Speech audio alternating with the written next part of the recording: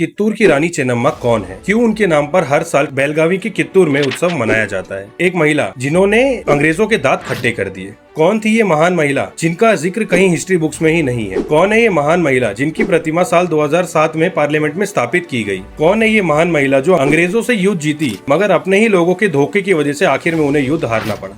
इतिहास गवाह है, विद्रोह की लहरें वहीं उठती है जहां अत्याचार अपनी चरम पर होता है। 1857 की लड़ाई तो सब जानते हैं, मगर उससे 33 साल पहले दक्षिण भारत में अंग्रेजों के खिलाफ सबसे पहली आजादी की लड़ाई लड़ी गई। डॉक्ट्रिन ऑफ लैप्स के नाम पर जब अंग्रेज लोगों की जमीन हड़प रहे थे, राजाओं का राज्य छीन रहे थे, तब उठ खड़ी हुई एक वीरांगना रानी चेन्नम्मा। 1824 में उनने अपना पहला युद्ध लड़ा। 1778 में काकटी में उनका जन्म हुआ। बचपन से ही वो युद्ध नीति और राजनीति में बहुत ही इंटरेस्टेड थी और यही देखकर उन्हें घुड़सवारी, तलवारबाजी और युद्ध नीति में माहिर बनाया, जिससे वो वीरांगना बनी। राजा मल्लसर से विवाह कर उन्हें रानी का पद मिला। एक खुशहाल परिवार जिसमें पति, बेटा और एक फलता फूलता राज्य। मगर विधि का विधान देखो, 1824 में उनके बेटे की मृत्यु हो गई और इससे वो एकदम टूट गई। लेकिन राज्य तो चलाना था, तो राज्य चलाने के लिए उन्होंने शिवलिंग अप्पा को गोद लिया और उन्होंने उसको शास्त्र और शस्त्र दोनों की विद्या सिखाई और अपना उत्तराधिकारी बनाया। यहाँ भारत में अंग्रेज ये सह ना पाए। उन्होंने कहा, अंग्रेजी कानून डॉक्ट्रिन ऑफ लैप्स के चलते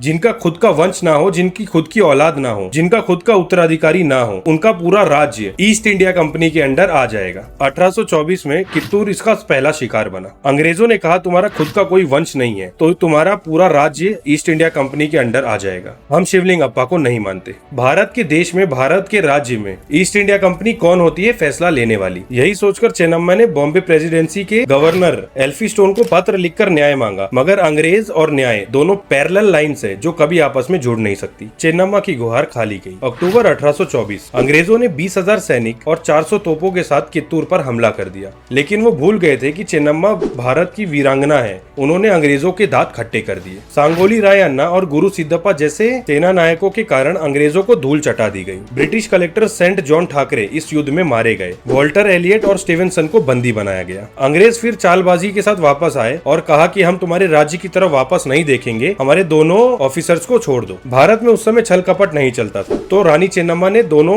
ऑफिसर्स को रिहा कर दिया। ऑफिसर्स के रिहा होते ही ब्रिटिश ऑफिसर चापलिन कित्तूर पर धोखे से हमला बोल देते हैं। युद्ध शुरू हुआ। फिर इस युद्ध में सर थॉमस मुनरो का भतीजा सब कलेक्टर मुनरो मारा जाता है, लेकिन इस बार अंग्रेज डबल षड्यंत्र से आए थे। पहले तो उन्होंने धोखे से हमला किया और दूसरा रानी चेन्नम्मा के 2 सैनिकों को भ्रष्ट किया, जिन्होंने गन पाउडर में गोबर मिलाया, जिसकी वजह से तोपें चली ही नहीं और इसी के कारण रानी चेन्नम्मा ये युद्ध हार गई। और फिर रानी चेन्नम्मा को बंदी बना लिया गया और उन्हें बेलहोंगल के किले में कैद कर रखा गया। शान से रहने वाली रानी चेन्नम्मा 5 साल तक कैद में रही और उसके बाद 21 फरवरी 1929 में उनकी मृत्यु हो गई। उनके इस शौर्य ने आगे आने वाली पीढ़ी को प्रेरणा दी कि हम अंग्रेजों से युद्ध लड़ सकते हैं और जीत भी सकते हैं। हर साल अक्टूबर में बेलगावी के कित्तूर में रानी चेन्नम्मा की वीरता के लिए उत्सव मनाया जाता है। 11 सितंबर 2007 के दिन रानी चेन्नम्मा की प्रतिमा को पार्लियामेंट में स्थापित किया गया। एक ऐसी वीरांगना की कहानी हमारे इतिहास में क्यों नहीं पढ़ाई गई?